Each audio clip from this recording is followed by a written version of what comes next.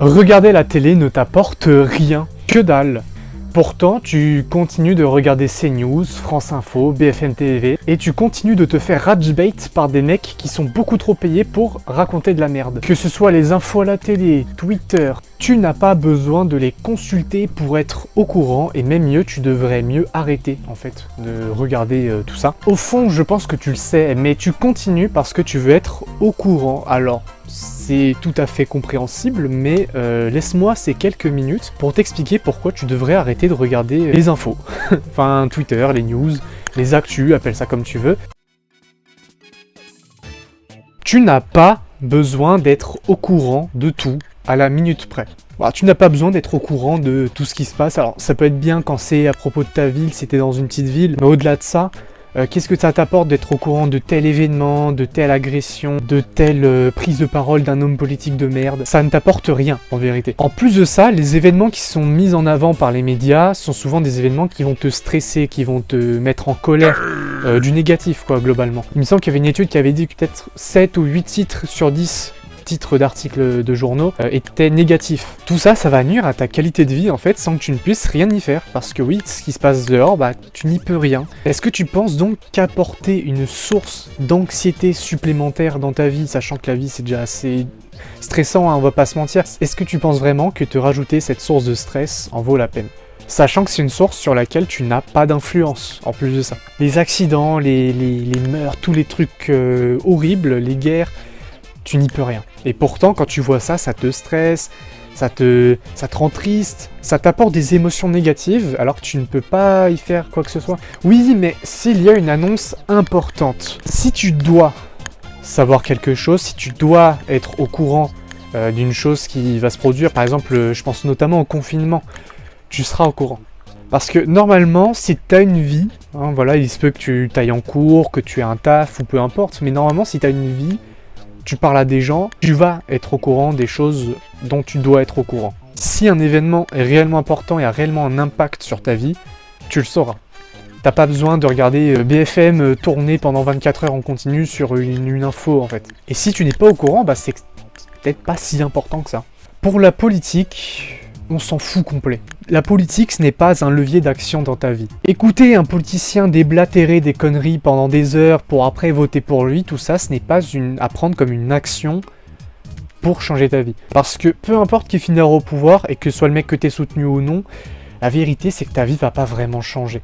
Alors j'irai pas jusqu'à dire qu'il ne faut pas voter, surtout s'il y a un candidat à vrai dire qui correspond un peu à ta vision, mais que tu votes ou non, ne considère pas ça comme une véritable action pour changer de vie. Ne dis pas je vote pour avoir une vie meilleure. Faut que le vote soit perçu comme j'aimerais bien ça pour la France, pour plusieurs raisons. Déjà, si ton candidat n'est pas élu, qu'est-ce que tu fais? Tu attends encore 5 ans?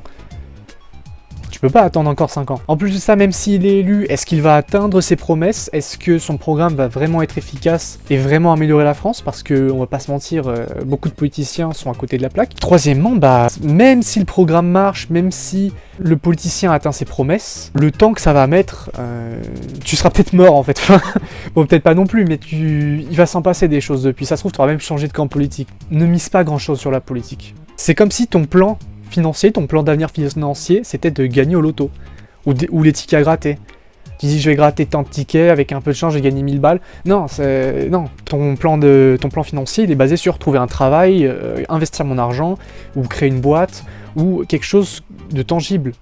Pas gagner un jeu d'argent. Et puis, pour ce qui est des programmes, pour voter, tu vas recevoir des professions de foi qui résument les programmes. Et ces programmes, tu les trouves de toute façon en entier sur Internet. Donc, il n'y a pas vraiment d'intérêt de regarder un politicien parler de son programme, en vérité. Je sais que le titre de la partie fait un peu Illuminati. Faites-vous confiance aux médias. Est-ce que vous pensez que les médias sont bien intentionnés envers vous ? Si je vous pose cette question à vous tous, il est fort probable que la réponse majoritaire soit je suis méfiant vers les médias, ou alors même je ne leur fais pas du tout confiance. Peut-être même que vous allez me dire qu'ils n'hésitent pas à manipuler les images, les sondages, tout ça, pour manipuler l'opinion publique. Et même sans aller aussi loin, la plupart d'entre vous allez dire ouais non, je leur fais pas confiance quand même, enfin... Ils peuvent mentir. Et c'est très bien, je suis assez d'accord avec vous sur ce point-là, mais du coup, j'ai une petite question pour vous. Si vous savez que les médias, alors, au mieux, transforment un peu les choses, au pire, vous mentent carrément. pourquoi est-ce que vous continuez de les écouter? Les sondages faits sur des échantillons très faibles ou ciblés, les graphiques volontairement mal construits, voire même carrément trompeurs volontairement, on le sait tous qu'ils sont globalement assez malhonnêtes, qu'ils n'ont pas notre intérêt à cœur. Et c'est pas être complotiste de dire ça, enfin vous le savez tous, les médias sont détenus par une minorité de milliardaires. Alors on parle beaucoup de ce terrain en ce moment parce que c'est le dernier arrivant et parce qu'il est d'extrême droite, mais ça a toujours été le cas. C'est toujours des milliardaires qui ont détenu des médias, ils sont très peu à détenir toute l'information en France. Et qu'ils n'hésitent pas à utiliser ces médias pour définir un angle politique et présenter des infos qui vont dans leur sens. Et ça, globalement, vous êtes tous d'accord avec moi, enfin c'est même un fait que c'est les mêmes mecs qui détiennent quasiment tous les médias. Mais du coup, si vous savez qu'ils ne sont pas bien intentionnés envers vous, pourquoi continuez-vous de leur accorder de la place dans votre esprit? Et même les médias indépendants, à vrai dire, hein, la plupart sont biaisés, ils présentent ce qu'ils veulent. En général, tu passes 10 minutes à un peu enquêter sur un média indépendant, communiste ou nationaliste ou ce que tu veux, tu trouves vite qu'il y a des trucs qui vont pas. Et avec tout ça, vous savez que les médias globalement ne sont pas forcément bien intentionnés envers vous. Pourquoi continuez-vous donc à leur accorder du crédit? Je veux dire, si vous connaissez une personne et que vous savez pour sûr que cette personne vous veut du mal, soit veut vous frapper, soit parle de vous dans votre dos, soit envie de vous... Enfin, vous n'allez plus la fréquenter, cette personne. Vous allez vous en éloigner, vous dites, ouais, c'est une mauvaise personne, il m'aime pas. Les médias mettent en avant ce qu'ils veulent mettre en avant pour créer notamment de la discorde entre les gens, créer du stress, de l'anxiété, de la colère, car ce sont des émotions qui permettent de manipuler, entre guillemets, les gens et de leur faire adhérer à une vision politique. Et vous le savez tout ça, tu le sais, mais tu continues de regarder des médias qui ont pour objectif de te mettre de la merde dans le cerveau. Imaginez un resto qui met du poison dans sa bouffe dans le but de vous faire voter un certain parti. Vous allez trouver ça scandaleux. Ils mettent en avant des stats et des sondages au minimum truqués, au pire carrément faussés, peu avant les présidentielles pour vous inciter à voter utile.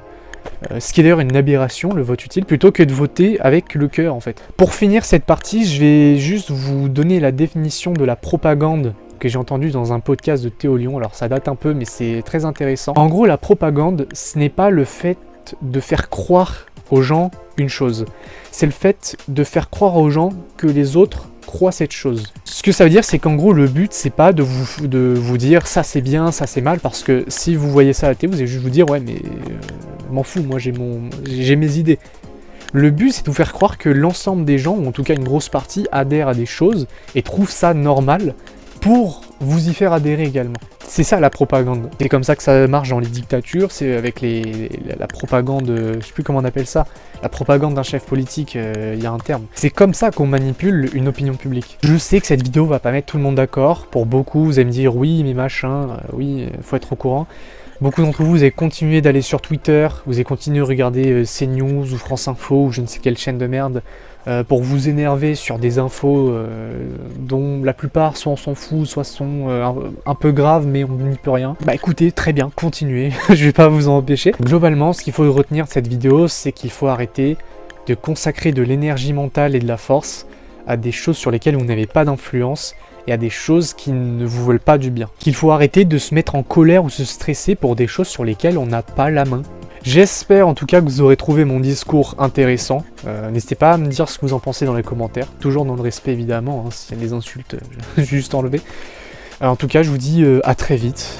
Et je ne sais toujours pas faire d'outro.